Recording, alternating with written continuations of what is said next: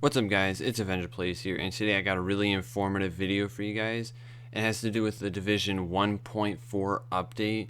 Now this information I'm giving you is coming from the Division website, so if you want to look at it, I will leave the link in the description, and let's get into it.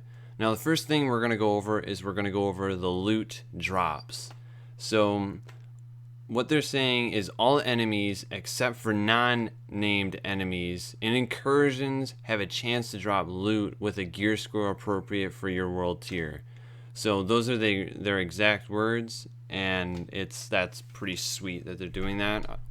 So the next thing is items have been divided into different pools to reduce overlap. So basically what they're saying is that let's say you get a pistol in one mission, and so you don't get a pistol in the next mission. You'll get something different each time.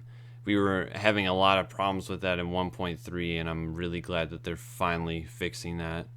The next thing is all gear sets are now available to all players. Now, I don't know why they're saying that. I don't know why they would limit players to that in 1.3. I don't think we had to deal with that, but I guess they're for all players now, so that's pretty sweet. More gear will drop in higher difficulties. That's pretty obvious.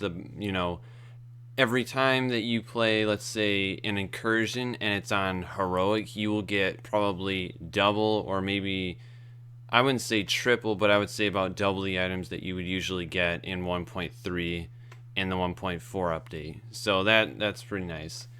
The final chest in Underground will only have a chance of purple item in normal difficulty in the world tier 1. So all the people that are playing on hard, you will not get purples from there anymore. You'll get, high-end items. They didn't specify what you get if you open it on heroic. I'm pretty sure it's just high-end, and it's probably like 229 or something like that. Banshee Shadow will drop everywhere, just like any other gear set. Now, this is pretty obvious too. They wouldn't limit gear score to one specific location, so I'm glad that they're doing that. Next thing is level 33 mods have been added to the game, and mods are now available in all qualities.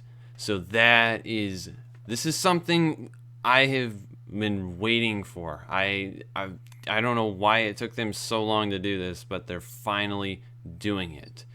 Now, the next section it's called waiting.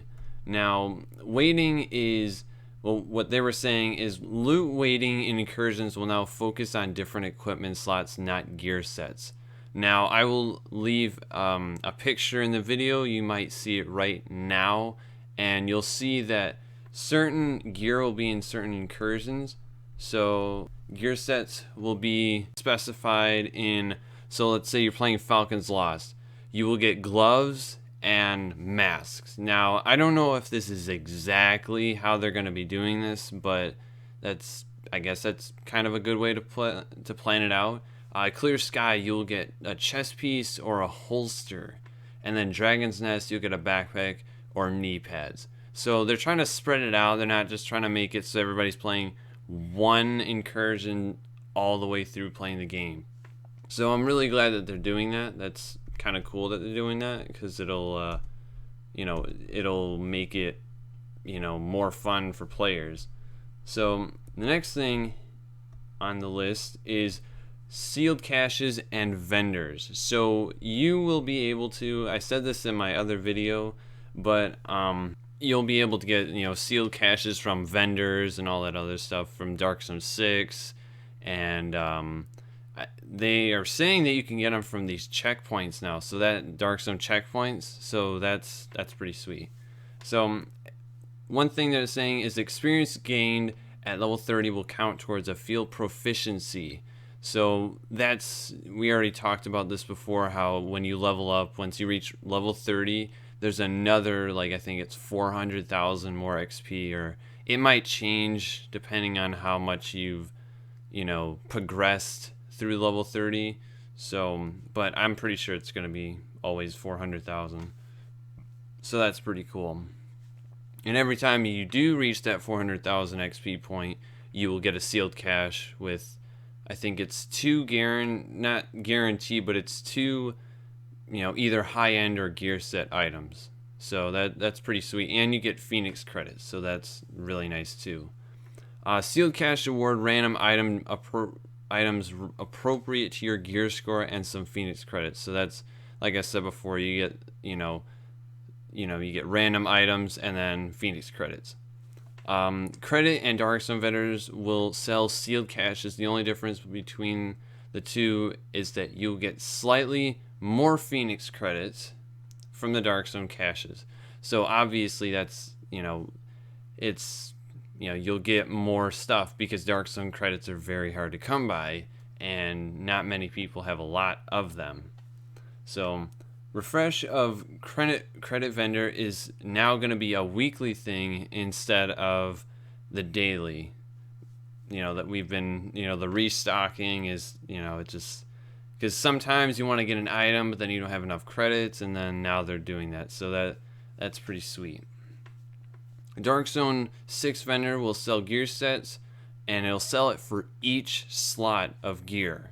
So that's either a chest piece, knee pads, pretty much any type of gear. And the Phoenix credit vendor will actually sell one from each set.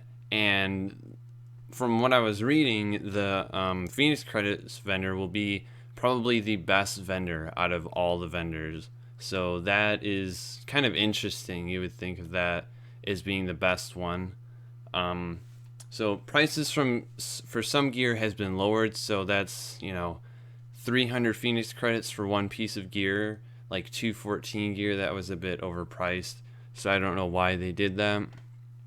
Darkstone rank for required to get the sealed caches. You have to be rank 20.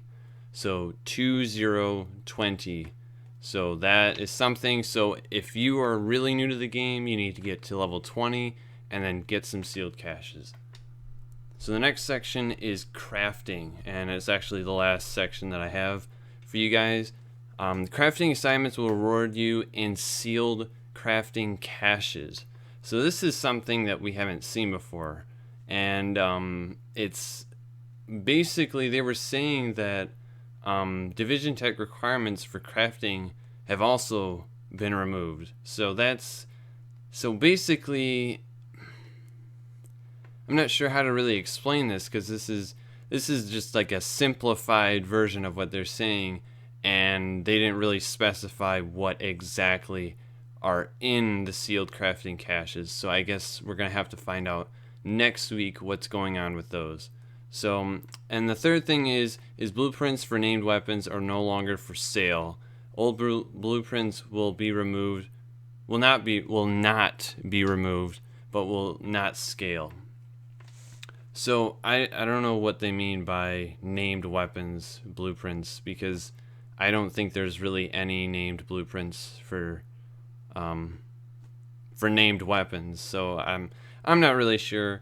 I hope you guys thought this was a very informative video, and don't forget to leave a like and subscribe, and I'll see you guys in another video. Thanks for watching.